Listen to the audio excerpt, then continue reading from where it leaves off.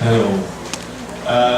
Ako si Bert Peeters, pero siguro English na lang ang salita ko dahil medyo matagal na ako sa Pilipinas, so siguro kasama na ako sa...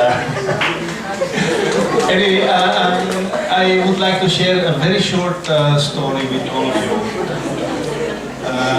It's about anarchy and permaculture. I never really gave it a thought until Mel talked to me and Mel attended a training in Cabiokid. But I said I like the idea because it's an empowering thing, and I believe that what we need right now is to empower ourselves. No?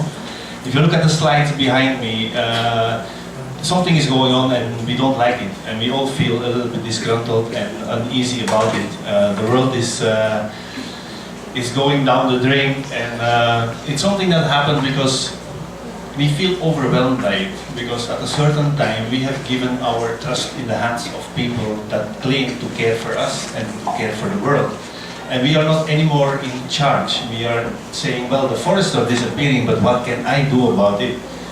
They have been gone already a long time ago. The Philippines has maybe 6% left of rainforest anyway. It's something that happened because we have trusted others with the things that are very precious to life. And what we harvest is a world that is ending up its own oxygen and is getting depleted of any forms of life. So it's a dangerous situation basically. And I didn't intend this because we have a fight going on in Malaysia, in Sabah. But think about it, no? What happens there? I put this slide in before the Malaysia thing happened. And I said, why do we fight and continue fighting for our country, don't even understand what it means? I think we should fight for our world. That's the one that's really going down the train, and we talk about the same principles wherever you go. You apply it in the Philippines, you apply it in any other country. The same mechanisms are there of corporations ruling and boards of people which are very obscure, and very obscure people behind masquerading meetings that are deciding for us. And in the end, we see what happens, no? They make decisions that are not always, and maybe I could say mostly, are not really what people like, no? So, this is really what happens with development. And we talk about development since the 1940s. It's something that happened after the war. Suddenly, there is the devastation, again, a war that is not a war that people wanted. It's a war that only was wanted by people in boardrooms, etc., etc. Then they launched the idea of development. Let's put massive budgets in here to develop countries. And what happens was really that we are losing the uniqueness of the cultures that we are so treasuring, and we try to hang on desperately. But eventually we end up in cities that you can see below, no? After development, that's what we get. We live in cubicles, we are allowed to spend for things that these corporations are making, and we are basically passively living our lives. We are not anymore in charge of the things that really are important to us, or maybe we don't even understand what's important to us. We forgot about it. We forgot about what it was to be free and roaming around in the bahag and whatever, hanging in the trees and doing the things we like to do. It's hard to do that nowadays, no? There are no guava trees to climb in anymore. And if there are probably signs below, bawal, don't get up there. That's the life we are allowed to live, no? It's very short, no? And it's a hilarious adventure. I like the slide because you work, you buy, you consume, and you die. It's that fast, no? There is nothing in between, as if everything we do is about that. And again, the landscape, I think you're spoiled in UP. I think you should the students should really get out of UP, because every time I go here, I say, wow, this is a fantastic place, beautiful park, trees, green, walking areas, but where do you see that outside UP? I mean, you have a killer highway just on the edge here. Exactly, your sidewalks are getting smaller and smaller every day.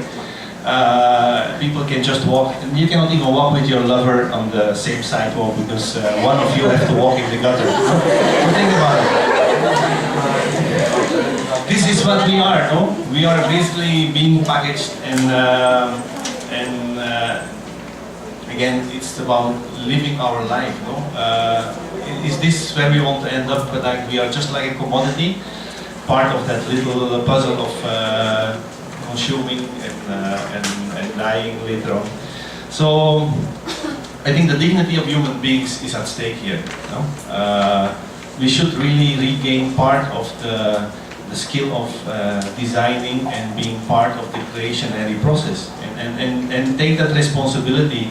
And again, like the speaker said before, we don't have to wait for government to take things in their own hands. We can do so many things. I mean, if they can pour cement, we can crack the cement. If they can put high rises, then we can refuse to buy even one single unit in a high rise like that. So there are many things we can do, and maybe the first thing we can do is to get out of Metro Manila and find another place to live. I don't know. It sounds okay to me. Look at the simple things that we granted for free, but are not anymore for free. I mean, this is a beach. It's not yet happening in the Philippines, but very soon it will be happening. That this, according to the law, these are free places. No? Everyone has access to the beach, but then you have rules upon rules upon rules that will give these people for sure lease agreements, limited lease agreements, etc. You cannot imagine if you go to DNR and you ask copies of the laws, what's there to give these corporations the access to resources which were originally free. Now, if you start having to pay for going to have a swim in the sea, wow, you have how many kilometers of shoreline in the Philippines? That will be a big racketeering thing. And since we're all promoting the Philippines as a new tourist destination, hold on, no, Thailand is ahead of us, but I don't think tourism is that nice and accommodating in Thailand than it still is in the Philippines. I mean, these things are for free. I think we should keep them for free as much as possible. Then we put our trust in corporations. They are saying we can do the job much better than government because we have the equipment, we are not corrupt. And then it's that both the public domain and the corporate domain basically are linked with corruption because they are the ones making the rules. And like that's a funny thing always, like you serve in Congress for a couple of terms and then you go back to your private firm, another set of laws. It's the self-serving thing that is cycling and cycling all throughout since the development process. And the only one to stop that is us, either by voting, either by maybe run yourself, become a congressman, become a mayor, but do something and get up there. I think anarchy and being a mayor is perfectly alright. You don't need to have rules to be a mayor and to be a facilitator of a process. Because in the end, we're all facilitators. We talk about things we like and we treasure, and I think that's the most important thing here. So here we have the rule books, and rule books upon rule books upon rule books, and we haven't even implemented most of the laws. I mean, take the Philippines as an example. Even the Waste Segregation Act that was voted in 1991, it's still not yet implemented. And I think if you really make statistics, probably 5% of all the barangays are implementing it. So where is our government making all these rules and not even running after the barangays to enforce them to implement it? You deal with ancestral domain. Look at the Boracay case where one of the ATI leaders was killed. The CATI law, it's not even understood by most of the local governments. I've been working in Palawan, in Mindanao. They just don't know and they don't care. So where is DILG kicking these mayors in the asses and say, well guys, if you cannot understand it, you cannot even run for a position. I mean, otherwise, all these things is like a big circus. We vote laws and nobody understands them. Nobody will implement them. Then you get very freaking situations like people being killed, corporations again taking over most of the lands of indigenous people. Now we think we are free, we have the box, our technology will guide us, and the image is for me striking because there's all the information there, but do we know to connect the dots? That's the most important thing in our highly virtual world, no? Where we have all the information in the internet. You can type in anything and find it, but if you don't know how to connect the dots, it doesn't mean anything, the information. And for most people, it's like entertainment. It's like being the couch potato in front of your computer, and corporations know it. They know this and they know how to exploit this. So again, get on top of it and try to understand what information is being broadcasted and boomed at us to be able to do something with it and to get out and start designing. And now I come to the point of permaculture. Permaculture is basically designing with nature in your mind. It's like designing the way nature created things over how many millions of years. So this slide is look at the similarities and try to connect to the beauty and the complexity of nature and see that we are just part of it. Your eye looks like a nebula. The brain cells and the universe, they look very much alike, and everything in nature is like that, from the small scale to the large scale. You see so many similarities. So start applying that. Start applying natural designs into systems that we create as human beings, and you can never go wrong. You can never go wrong in doing things. Modernity is still part of that. No, we can still embrace the high technology thing, computers, etc., and all these fancy things to be able to have PowerPoint presentations at my back. It's fine as long as we know what we do with it, and as long as we know how to use it and how to consume it. The slide here is just saying that you don't have to do it because the system tells you how to do it. I mean, do it for yourself. Don't do it for bosses or for people higher up there, because that doesn't make any sense. I'm almost there. So how long do we wait before we want to change something? That's the funny part. We know that we can design because nature has created us all these beautiful, abundant resources out there.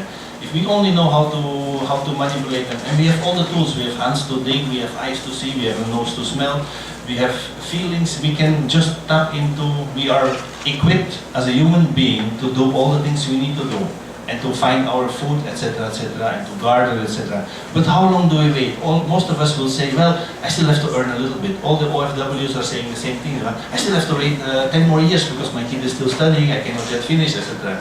Until when? Until you're retired, until you swap to the how many jobs that you have, until you're old and worn out. That's the time you go back and do and live your life the way you want to live it. Think about it. There's no time to wait.